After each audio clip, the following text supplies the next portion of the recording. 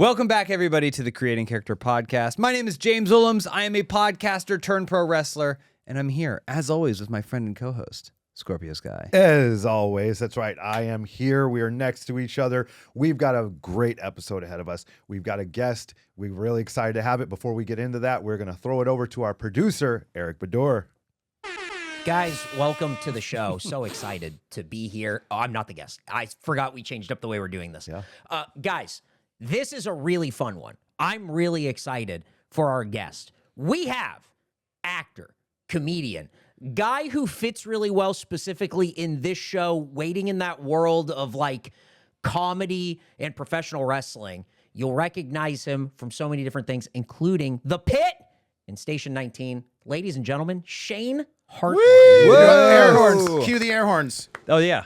Thank you. Thank you. Man, it's really great to be here in the Creating Character spaceship. This is Yeah. so sick. Yeah, we just landed. You know, it's kind of cool. I Yeah. like it. How many episodes is this roughly? Lord. Eric? Yeah. Oh, come on, guys. You don't 40. have a memory I of mean, this no, I episode? mean, I would. 44. I don't watch- I was going to say 45. You're in the 40s, I don't dude. watch That's the product. 45. That's This is I 45. don't watch the product. Such a wrestler thing to say. Such a jaded old school boy. Like, I don't watch the product anymore. But thank you guys for having me. Congrats on making it to 40. You made it past the, like, what they say is the 20 episode hump of a new podcast. Yeah. So you guys are in it for the long haul. That's I appreciate congrats. it. Thank yeah. you for coming on and being number 45. Oh man, we well, all know what a great number Truly, that I is. saw Martin Morrow as a guest before me. I'm a little pissed off about that, and so I saw him. I was like, I got to get on the show. No, I'm happy to be here. Thanks, man. We'll make sure that your views are higher than his. Well, that's hopefully. already going to happen because we stated a really good title for this podcast before the episode started. So. And what was that? Alcohol in the It was like butt how or to something boof. like that. I Something don't know. about That how might to lose boof. monetization. We should probably redact that, beep it, whatever you have to do. Love it. How you been? Yeah, how you doing? I'm good, man. I'm good. I'm really excited about, like, you know, I think we as artists, as creators, like, I think that there are ebbs and flows of our excitement of like what we're creating and what we're doing. And, you know, while my, like, you know, real life and personal stuff is not sometimes as great right now, like my art is like so fulfilling. And I'm just, you know, just trying to be present and lean into it, you know, which is something that, you know, in this business and in this world right now is kind of hard to do, be present. But yeah, to answer that truthfully, like I'm feeling good, man. Creatively very fulfilled. Very fulfilled. I want to talk about some of these things that are creatively fulfilling you. Yeah, dude. Creatively boofing you. Boofing. Whoa. I've learned a word right before this episode started. Boofing. I did not know what boofing was, but now I know boofing. What are some of these things that you've been working on? I know I've seen them, but tell everybody here. Yeah, I mean, lately the NAW stuff, Nearly Average Wrestling, is something that is like it is combining every one of my passions in like the perfect cocktail that I truly think I was always looking for this. Like wrestling, comedy, acting, sketch, improv, and like everything is in this like perfect concoction of like this NAW comedy brand I'm making. You know, we started back almost December of 2024. We started doing wrestling content. Now, I had done wrestling content years before as this like Marky Extreme backyard wrestling interview series, which I very much enjoyed doing. I'd love to continue doing in the future, but like this one is. It's a little different. You know, we started doing these like writer's room videos that were like parodying the like insanely but real things that were being done in late 90s professional wrestling. And those like, man, they just connected with people. And once we got those out there, I was like, oh, there's like I could see like a little market of like, or like a little corner in the world of wrestling that might be missing this kind of comedy. Like I'm also maybe like a bit more, I don't know, Scorpio, you might agree with me on this. Like I comedy and wrestling to me has always been done very similar. Like it's always kind of been done the same. It's always been done with like a very similar paintbrush. And I think it's because the foundation of which comedy has been done in wrestling has always been through the eyes of one one guy, and the Vince McMahon will say his Mm-hmm. name. I just think he's always kind of looked at wrestling and comedy as like, oh, Three Stooges, like very slapstick, and so everyone after that has been always doing comedy wrestling, very similar. Not everybody, but I feel like for the most part, it's done very similar, very big, and like. So I've always like been like, man, there's just like so much left to be done with comedy and wrestling. And then so we put out those videos, they did really well. And then I truly always had this idea of like a fictional wrestling company, some kind of a little bit like Druski in his Could Have Been Records. Like he had this like fictional record company, and he hold these auditions where people, very American Idol kind of thing where people are auditioning for his record company. And I'm like, oh, there's nothing like that being done in wrestling. So I launched this wrestling company, and some people are like, well, is this a fake wrestling company? And, I like to answer it like it's as real as wrestling, baby. Like, it's like, it is and it isn't. It's a comedy show about wrestling. And like, so we launched the company, and then we started doing the shows in April of last year, and the Now or Never shows are basically like, it's like Kill Tony a little. It's people come, they put their name in the bucket. If your name gets pulled, you can come on stage and try out for our company. Like you get 60 seconds to cut a promo, showcase your talents, abilities. Like your 60 seconds are for you to do whatever you want. Yeah. And like, while it's a comedy show, while you're auditioning for, you can call it a fake company, I call it a very real company. You can make that time whatever you want it to be. And since we've launched, people have like truly gotten recurring spots on our shows, and we're creating new shows under the brand soon that will create more opportunities for people that do well. Because like if you win the show, like, you come up, you try out, and the best two of the show go head to head at the end of the show, and the winner gets a contract. And I'm very clear at the top of the show. I'm like, these contracts, you do not get money, but you get clout and exposure, which I believe is the more valuable sometimes than money in 2026. Yeah.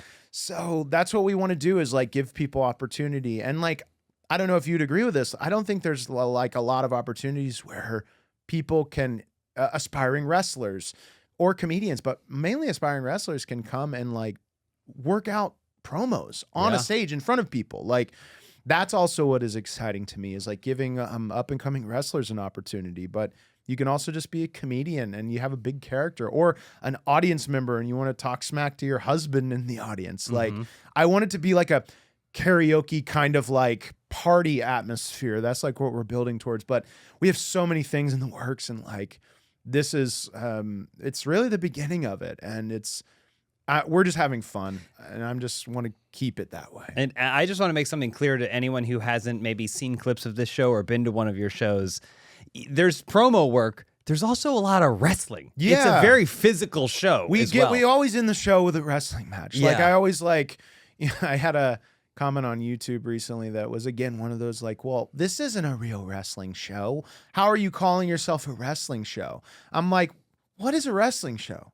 Like, who's to say like this can't be our version of a wrestling show that might be 90% promos in one match, like 10% wrestling. Like, this is how I want to do wrestling. And like, I look at like every stage as just that. It's just another stage. It's another place to showcase yourself. And so I lost train of thought there, but like, man, we're having so much fun. No, I mean, there's more than one way to create art. Yes. And I agree with you so much. And I think it's really cool that you are giving people a platform, like you said, that there aren't a lot of places where you can work and get those reps. Yeah. Especially with a promo. And here's the thing, that you guys are giving people, say, 60 seconds. That's what a lot of people miss as a fan or like an early wrestler. Like, anyone can kind of sit and think of a promo. Yep. But they'll tend to, I've seen this happen a bunch of times. They'll tend to talk for 2, Too long. 3, 4, 5 minutes. Too long. Right? Because anyone could just kind of get going. having to have that timed like it's a television show is much harder than hitting your time and hitting your point in your time and making it interesting while hitting your point in your time. That's something that's really, really cool and a different element that you're giving. What I'm interested in is because it's a very different show, right? You've talked about that a lot and how, and I agree with you. What is a wrestling show? This is your artistic version. Where does the inspiration come from? What is the core of that? And how does that work into the execution of it? I think it's like a lot of things. I am, heavily inspired by PeeWee's Playhouse. So there's like just a lot of insanity in the show. There's there's fantastical elements. Like we have this what we opened in October is a real forbidden door where people and big characters and creatures can come through. We've had a velociraptor be my security guard on stage. Nothing's off limits and that's really exciting. I've always just been very interested in, whenever I get an opportunity on a stage, whether it's stand-up or somebody's giving me a time slot at a comedy club. I used to do this show years back at the iOS, rest in peace, iOS Theater in Los Angeles called the hopefully Chris Pratt and Shane Hartline show, where it was just this, it was originally supposed to be one bit show where I was trying to get Chris Pratt to come do a show with me based off of our similar looks, I guess. But this theater gave me the opportunity to do a show. So I had, people on stilts and we just go I'm I've always been of the type of person, you get any opportunity, 60 seconds or an hour on a stage, make the most of it. Why would you half-ass any opportunity? And so many people judge, there's only 30 people in the audience. Who gives a shit? And sorry, I don't know if I can cuss, but absolutely, who gives a shit? I think you should look at every opportunity as just that, as an opportunity. So, when this opportunity came to do this show, I had already been doing make the most of a stage time kind of shows with every show I've ever done. So it was just very much in, my programming to be let's do that for this. Why does it have to just be a traditional wrestling show, a traditional comedy show? Let's combine both, but add raptors. Let's add creatures and goblins. And we just did the dumbest, but very fun gimmick match where it was Effy versus Shane Haste. In a Cupid's kiss match, and we had Cupid up at the top, and they had to climb the ladder to get a kiss from him. I love that. So it's just whatever. Nothing's impossible, in my opinion. You're taking some of the tropes that you're familiar with about wrestling, mixing them all up and then throwing them back out in whatever form. And you mostly do this at the Elysian, right? Elysian has been our usual spot, but we're starting to hop around a bit. Wait, I just want to say something for anyone who's just listening or maybe isn't LA based or whatever. The Elysian Theater is it's a very intimate venue. And it's the best comedians ever perform at the Elysian, and it's so great because you're in it. Yep. You talk about performing for 30 people. There's not much more space than 30 sometimes at the Elysian, and it's crammed full, but it's because you're a part of the show. And I think that's what makes your show so special and perfect for it. And I think I've always tried to make the audience feel like they're a part of any show that I do. And, I do that with even my stand-up acts, but in a non-threatening way. I think there's a lot of people that come to shows and they're I don't want to be bothered. I want people to come and want to be bothered, and feel oh, this is a safe space to let loose and have fun and get up and dance and, be a part of it. Yeah. I want to jump back further. I just want to talk about where wrestling kind of began for you. Just check notes with my wrestling origin story. Yeah, I mean, were you a fan as a kid? You mentioned before we started, I think that you did done wrestle it. a You little bit. wrestled. So what? Tell us. Yeah, well, my dad, he wrestled in the 80s a little, and I grew up in Florida, so he was starting to, he's a big dude, way bigger than me, and he was starting to dance with the Florida Championship Wrestling scene a little because he grew up in Tampa. His famous story, I don't know the truth of how much of this is true, but love it. His famous story is he had been training for a bit, had a lot of experiences of working out with Dusty and all these people. And when he was being presented an opportunity to he did look like a carbon copy of Rick Rude back in the day. It was pretty crazy. Oh, So wow. I think that his story was like they were like talking about making him and Rick a tag team in Florida Championship Wrestling. And his famous story is like when they offered him a contract, that was the weekend he met my mother and quit wrestling. I'm like, all right, that's a very romantic story. But there might be some truth to it. And but I like to believe like what my dad says is true. So that let's jump ahead. Like the earliest memories I have is him watching wrestling with me. Yeah. Like the not very much different from a lot of other people's stories is like Hulk Hogan. These guys were like big superheroes to me. And like, I am the biggest Sting mark on the planet. Okay. Sting was the one that hooked me. When I was younger, like he was what made me a wrestling fan. I was at his last match. I'm putting this out there on every platform. I think his son, Steven, should continue the Sting character. Tony Khan, I know you're watching. Take it. You're welcome. Tony, are you? $1 million idea. I don't know if he is. Okay, well, he's a busy guy. I don't know. He might be. But I like to. I just want to see the Sting character. Yeah. continue. I like Steven a lot. I've been watching a little bit of him. I got a chance to talk to him a little bit backstage. You worked recently. him in a No, that was Sting's last match. Yes. When his sons got involved. But like when you watch Steven wrestle, like you see Sting. It's wild, man. And that's why, I'm not even a bit. I truly believe if there was ever someone to continue like a very like fantastical big character like that, it could work with him. Yeah. And how cool it would be. But Sting was the one that hooked me. I knew very early like I wanted to be in the entertainment business. It was always acting, wrestling. Like they were just both in tandem. I grew up like a huge Nickelodeon fan. And so it was just like, how do I get on there? I used to call Universal Studios as a kid and be like, how do I get on TV? Like, because I mean, this was pre-internet. I'm dating myself, but it was like where you could ask Google like how to do something. So I had no idea how to become an actor. Flash forward, I was 15 when I started training because I was outside SmackDown. Some guy was passing out flyers for his wrestling school, and it said they teach teenagers with parents' permission. That Was kind this of still in Florida? still Sorry in to cut you Florida. off. Okay. Yeah.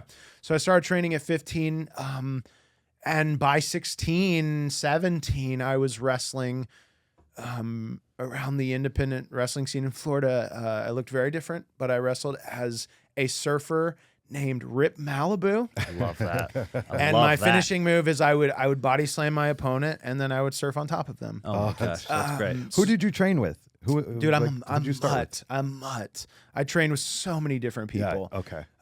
There's a guy named Les Allier. Matt Bentley. Dudley's hopped at our school for a little. It was so many different people. I wish I could say one person. No, but I really can't. I think learning from a lot of different people is a good thing. Yeah. I think that there are definitely some benefits to that. But I found out quickly, I might have been, a little too young for the business at the time. Very intimidated, my brain just couldn't, we were talking before, my brain couldn't keep up with sequences. Like I just got very overwhelmed. I hated everything until I was wrestling. No. Everything around it was just like beating the shit out of me.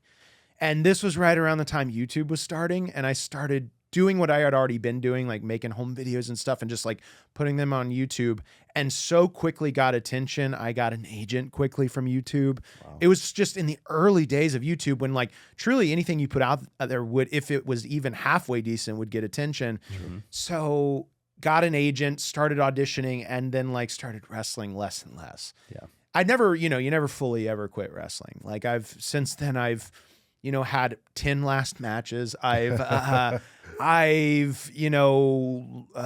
a lot of content within wrestling, was doing some stuff with Impact Wrestling behind the scenes with the Marky Extreme character. And, so I've never really left wrestling. And that's why like the NAW stuff is just like, mm-hmm. I do love wrestling. And this is my way of like giving back to wrestling and still being a part of it, cause I still like absolutely love wrestling. I think wrestling's a lot healthier of a business than it was in 2004, 2005. for people to get into now, though. Yeah. You know? Oh yeah, there's so many more pathways. Mm-hmm. Yeah, it was a very tough. So you got in around 2004, 2005. Mm-hmm. So I got in not too long before that, and we're coming on the heels of all the big companies closing. Yep. So it was a very difficult time to get into wrestling. So I actually, the fact that you were able to start your, I'm guessing it was partially your dream, right? Yeah, it was true. Like it was. I will always say it was in tandem of wanting to be an actor. Like, I'm not shy of saying that. I was always like, yeah, I mean, I want to do both. Like, I want to, do this and then get into acting from it. Like, that's not the easiest way, but like it is a way of doing it, clearly. And so, yeah, definitely. Yeah, that's awesome. You're able to like check all the boxes, and not only just acting, but adding that comedy aspect. I always talk about how similar the stand-up comedy world is to professional wrestling. Very also similar with bands. Like if you're trying to get into the music industry, like having to hustle for those bookings and doing small rooms and that sort of thing. It's extremely similar. And I think a very interesting topic would be, how do you feel one contributes to the other, and not only just talking about wrestling to acting or acting to wrestling, but also comedy and other things that maybe you have picked up along the way. Yeah, I mean, the more that, to be honest, like the more that I've done, I see there's less division between all the art. I think it's all just different stages. Like, and that's like how I like to view it, is like, oh, I hate the type of thing that's said of like, oh, you do stand up, well, you can't do this, or you're an actor, you can't do this. Like, I don't agree with that. I'm an artist. Like, I like to perform on all kinds of stages. I want to perform in front of thousands of people. Like, I'm not shy about saying that. Like, I love to perform. Like, whether it's a television set, a improv or a comedy stage, or a wrestling ring. Like, I like to perform on so many stages, and I think the less people look at like the division of it and look at like, oh, how can I make myself a better artist? Like, how can I make myself a better performer? Like, I was talking to a wrestler last night at the championship wrestling tapings, and he's young and he's just getting into the business, and he was asking, he's talking about like how like the promo and the character side of things are very intimidating for him. And I think that's a very common thing for up and coming wrestlers. Like, I've had, and as I'm sure you have, I've had the opportunity of like helping with promo classes and stuff at wrestling schools occasionally. And like, I see wrestlers doing promos the same way constantly. And it's not to their fault. It's like they're being taught a certain way. And I honestly want to tell these people, like, you want to get better at promos, like, this might rattle some feathers at this school, but don't learn them here. And I don't mean that they're doing anything wrong. They're just teaching you the way they've been taught, and they've been taught, and they've been taught, which you should start thinking like, oh, maybe, and there's no one way of like, I always look at it this way. It's like, the hardest part as an artist is to get to the true artist, the true voice within you. And it's very like hippy dippy, but like, I think that like, over the years, we like add these layers of insecurity and bullshit to ourselves. And the hardest part of getting, becoming a better actor, a wrestler, a storyteller, is like peeling those layers off. And the way to do that is to do things that like intimidate you. Take improv classes, take acting classes, get on a stage, get on the Now or Never stage, get on any stage. And like, the more you do that, the more comfortable you'll become, and you'll become more in tune with like your real voice and your real character, instead of just doing a caricature of wrestling promo or whatever. So yeah. Yeah. That's a perfect point. I think that like building on that too, like my journey was that I went and honed my comedy voice. Yeah. And then found wrestling. And then when I got there, I was like, all right, well, this is great. Cause like, I don't need to worry about finding what my personality is. Yep. You just need to tell me how to do the moves. Yeah. Right. Like, and then I'll do them my way. And so that's always been a fun thing. And I think with that too, the things that I've picked up about working in tandem with someone else, that happens obviously in a wrestling match, but with promos too. I see some people learn in classes how to grab a mic, tell people, I'm going to win my match against this one person because of this, and it's happening on this date in this place. Boom. But sometimes the best promos are two guys in a ring. Oh, those are my favorite. And they're not you can't monologue no one wants to watch one guy monologue and another guy monologue, and you want back and forth, and that only works if you're listening. Yeah. Which is a big thing in acting, right? Like 100%. listening and being engaged and being really affected by what they're saying. Yeah, and improv, like improv, like because if he says something there, you're like, oh, that I could do something with that. Yes. Right. And will that be through the filter of the character that I'm portraying, in tune with this promo? And if you're holding too tight Yes. on some kind of agenda, you miss those magical Yes. moments. Yeah. Like 100%. it's listening, it's letting the things really affect you, like really affect you. Yeah. And then spitting out whatever that energy gives you, like it's a hard thing. It's a hard thing to do. It's very intimidating. I think people get a little bit too caught up in like especially when they're doing a promo, it's like, oh, I have to be a character. Like, and so everyone kind of ends up in the same lane of like, I'm going to do this big talking, blah, blah, blah, blah, blah, blah. And when in the reality is, in my opinion, your personality becomes your character, right? And if you look at someone, if you meet a great performer, like example of Chris Jericho, like there's a lot of who he is in his persona. And that's why it just comes through. And you meet him and you talk to him and you're like, this guy's so charismatic. But you're just talking to the person. You're not talking to the guy, the Ayatollah of rock and roll. You know what I mean? Like, but that's just what they always say. You turn the volume up. And I go back and watch the history of Jericho. Like, to get where he is now, it was a journey because he became more and more comfortable. He became more and more the true version of himself. Yeah. Like, my journey is a little interesting in that I got a neurological condition when I was a kid that affected my speech. So that added a mountain of insecurity and like all these things. Like, I do believe, there's a very common story in being a comedian in that like comedy finds the person at a very young age. And for me, it was like, oh, comedy is a way for me to make people laugh with me than instead of at me. Because instead of doing a speech in class as myself, which was the most terrifying thing at the time, oh, can I do an impression of the teacher? Can I do this as a character or like whatever? It was a way for me to escape that. But also I realized quickly like, oh, this feels good. Yeah. I like this so much. And I feel like it's working. Like I want to keep doing more of this. I don't know what that is. Yeah. So I found that at a very young age, and like, I still have this condition, and but over time, truly, the more I've done and the more terrifying intimidating, I shouldn't say terrifying, but intimidating places I've put myself in, the condition's gotten better because it is a neurological condition.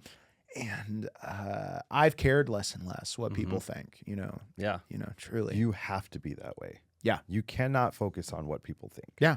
But But that's one of the biggest things in any form of entertainment is just focus on the art and let the chatter be the chatter. Yep. You It know? is the most difficult part. 100%. Also, the condition is you.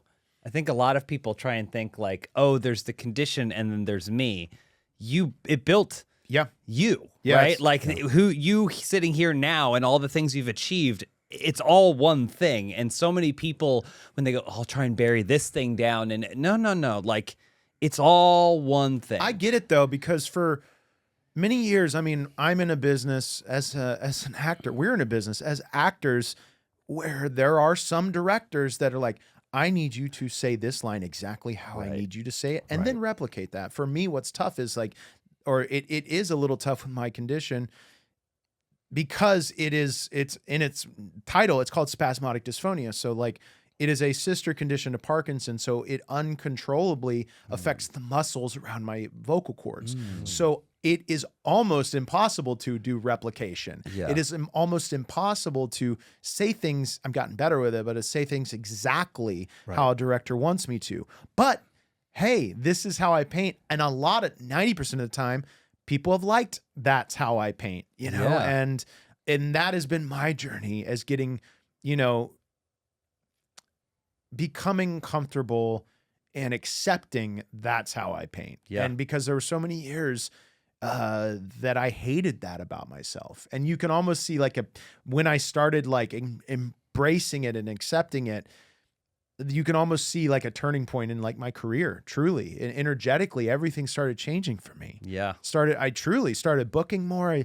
I started My voice started even changing. It was really crazy. That's awesome. You know, cool. That's but I think that's all. You don't have to have a neurological condition to get there. But like, I think that's applicable to a lot of people. When you truly just stop trying to be a version of yourself that isn't you and accepting who you are, the beautiful, true version that you are, everything starts changing. But that is so hard because we're in a world that's conditioning us constantly through social media and everything. And we're in a business that it's at its peak to, oh man, I need to be more like this person. I need to be more like Jacob Elordi or I don't know, whatever. like whatever, you know, a billion examples. Like that's all we do on a daily basis is compare. Yeah. You know, it sucks, but that's the hardest part of this. What you never see is Jacob Elordi looking in the mirror and going, God, I'm so fucking tall. Why am I this tall? I can't walk through doors. I do want to see that though. Like, what if that is happening? It might be. He can only because the He's mirror. got insecurities. What are his? You know, That's what that's what I'm saying. The mirror ended like at his chin. God, I He hate being can't this even, tall. He can't even look himself in the eyes. That's no, wow, that's great. That's awesome. You mentioned earlier that Sting was your guy.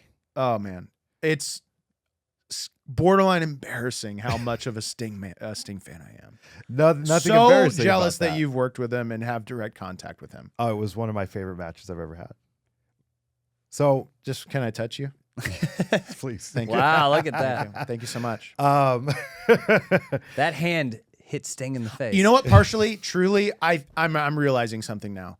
I might be subconsciously trying to push this, continue the Sting character gimmick to his son, because then I'm like, oh, there's a chance that I could work with Sting. That's true. That might be what I'm realizing here. And I'm not even embarrassed about it. No, that's all right. Sting's one of those guys I wish could wrestle forever. Right? And he could kind of. I think right? he could if he, you know, I think he could. Not pushing it. I'm just saying I would accept it. I don't think he's coming back. No, from no, no, the record, but I wish he could have wrestled a lot longer because he was truly a once in a lifetime performer, Dude. he's And incredible. you know, I'm still bitter we never got Sting Taker. I still am bitter. I think there's, you know, wishful thinking. There's still a world where maybe, you know, I know he's a part of the AEW family, but like he could be on a Team Sting versus Team Taker. They're captains, you know. I just, you know, they're like, Come on over, I Take. just want that face off. Yeah, what I'm really trying to say is, come on, Taker. Come on over, Take. bud. Come on over. A couple episodes back, we did like a greatest wrestlers of all time draft where we basically had to pick a Mount Rushmore, and you picked 4 wrestlers that were your, if you could get them, your goat. Who would, if Sting on that list, who would be your other 3? Scott Hall. Ooh, underrated Great pick. Oh man, he's just the coolest. He was the coolest of all time. Roddy Piper. Another underrated pick. And the last one. It's hard. It's difficult. It's not easy. It's tough. I gotta probably Stone Cold. Sting, Scott Hall, Roddy Piper, and Stone Cold Steve Austin. That is a great list. Yeah. Thanks, you've got man. great characters, you've got great workers, you've got great talkers. Piper, best. Selfishly want to be him in a biopic eventually. Ah. I shot test footage for it years ago because I'm like, well, it was right when the Hogan biopic rumors were starting, and that's kind of fizzled. But there's like I think there's a Savage biopic in the works. That sounds cool. So yeah, putting that Roddy out there. Piper biopic would be fascinating. That'd be great. though. Yeah. I would love that. I was fortunate enough to work with him 2 or 3 weeks before he passed away. Get out of here, dude. Yeah, they were working on a project, and it was like some wrestling project. I don't remember who was behind it, but I was recruited to be a part of it. And the idea was like a team warfare thing. So there was like Team Piper against Team Franchise. And it was Shane Douglas leading his team against Roddy Piper. And I was on Team Piper. And so we went and we did a shoot for a day. And we did some wrestling stuff and some promo stuff. And just listening to Roddy Piper talk, whether it be on camera or behind the scenes. How he talks. Gosh, I have somewhere in my phone, I had just pulled out my phone and started recording because he was cutting a promo, just like not even for the show. He just started cutting a promo for us. Yeah. and I pulled out my phone and I started recording it. Oh, get out. And the passion, the delivery. I mean, I loved his cadence. Well, he was so in tune with himself, like, and it was just cranked up, and yeah, there was nobody that's like the little like he would snort and he'd like Hulkamania, oh yeah, like he just the way his like cadence and his voice, like it was almost like he just danced with wherever he took it, and like there was such a like that was a I missed that about promos. Like you could see that a lot back in the day of just like guys would just flow. Like the famous promo of Macho Man with the coffee. Creamer. Like he just picked it up and let himself flow. Yeah. And I missed that in wrestling. They would get together and they would do like shoots, like multiple shoots where they was like, okay, we got to cut promos for the next several weeks. Yeah. So they had to. They got good. Yeah. They had to experiment. They had to get good. That's where you see promos like, the I can't remember the exact specifics, but Hogan, when he's saying all kinds of like, I'm gonna be coming all over you or whatever. Like, sounds like him. Yeah. Yeah, they were having right. They were having fun doing when Warrior was like gonna take the plane and send it into a nosedive. Exactly. And I think those are types of things that help you. I again, going back to Jericho, I remember him saying they had a promo room in WCW and he just started going over there and just working his promos, and that's how he got so good at it. I think a lot of wrestlers, they avoid it. I think it's a very intimidating thing that a lot of wrestlers are uncomfortable by, so they put most of their attention and they get really good at their body and the moves. And while that's a part of it, you're an incomplete package, I think, a little bit. I think you'd probably agree, like we were also before the show started, is like wrestling is about moments. Like people remember moments. You ask anybody, what's your favorite thing from wrestling history? Name a couple things.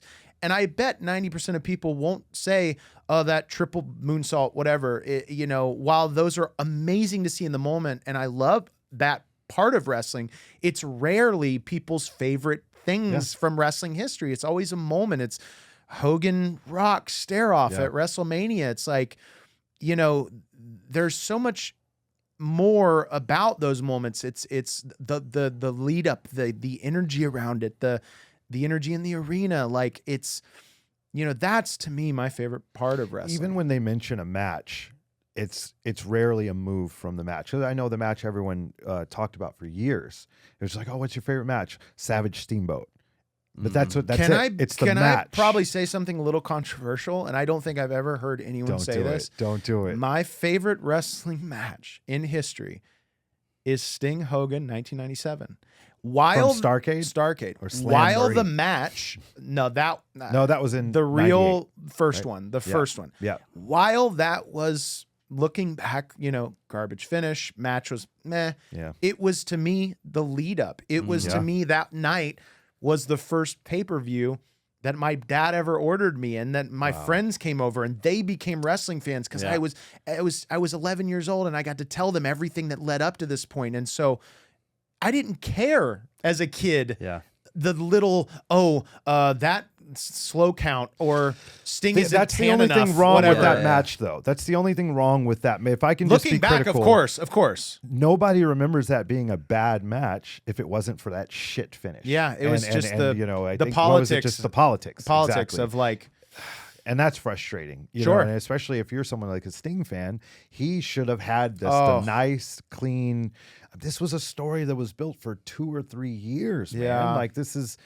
It could have been fantastic, but unfortunately, politics. I have to always pick it just because of everything attached for me personally. Yeah. It's so much deeper, but yeah. I agree with you though. Moments. Everything is about moments, and I believe that's what wrestling is. It's moments, and sometimes it can be a move, but in most cases, it's that thing in the match that stands out and makes people remember that, and that's something that I always try to do is create a moment, and it's similar again going back to say stand-up comedy, where people will remember, oh, I love this one line or whatever, where they interacted, it touched them, it made them feel something. That was the moment that people don't really remember the whole set, but they can remember a line that you said, and I just think that's how entertainment is. Same with movies. Yep. And so I love that aspect, and I love that that's where your thinking is, because I always say the exact same thing, man. Moments. Yeah, absolutely. It's what I try to every performance on any stage. I try to like think in that kind of way. Like even stand up, I've gotten into doing stand up in the past 3-4 years because I was only ever doing sketch and improv before that.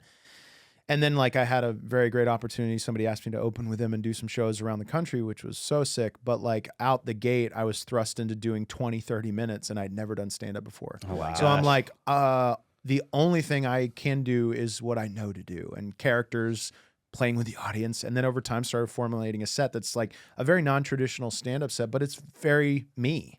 And so that's what I'm trying to lean into, is just, you know, making the most of any stage time on stand-up, just like any other one. That's awesome. Man, there's so much more that we I know, like, I know. wanted to get to. Let's we didn't do even it get to talk again, about man. your acting. Yeah. We'll have to have you Yeah. on the show again. Anytime. I have to just get this in here. I reached out to you after I saw you on the Pitt. Yeah, man. If anyone hasn't seen the Pitt, I started watching it. Fantastic show. He's in Thank an you, episode. man. He's got a very strong performance on that episode. Thank you, man. And I reached out and I was like, holy cow, man, you did. killed it. It was great. It wasn't a small part either. It was a very important part of the episode. Thank you, man. That was a very, it was the first time I left, because most of the other parts I had done is just like goofy or very, you know, I wouldn't want to say simple, but very basic characters. And so that was the first set I ever left. I'm like, oh, man, I feel like a real actor. Oh, wow. Ooh, baby. You were a real that's actor. fun. Thanks, man. It was fantastic. a hard one, but a very fulfilling. You killed it. You killed Thanks, it. man. Again, we got to have you back. Yep. But before we do let you go,